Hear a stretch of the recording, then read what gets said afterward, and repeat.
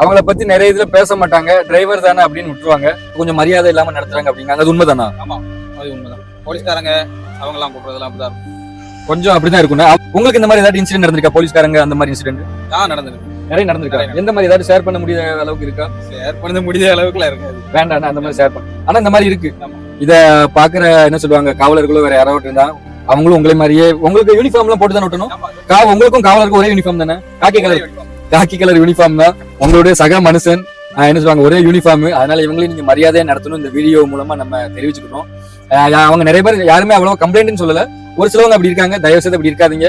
அவங்களும் என்ன சொல்லுவாங்க, அவங்க குடும்பத்துக்காக பிளஸ் அவங்க என்ன சொல்லுவாங்க, இந்த லாரி ஓட்டுறதுக்கு பின்னாடி நிறைய என்ன சொல்லுவாங்க, கவலை, கண்ணீர், கஷ்டம் இருக்கும். அதை விட முக்கியமா கடன் இருக்கும். அந்த கடத்துக்கு அந்த இத்தனை பிரச்சனை மத்தியம் தான் அவங்க லாரியை ஓட்டணும் வந்திருக்காங்க.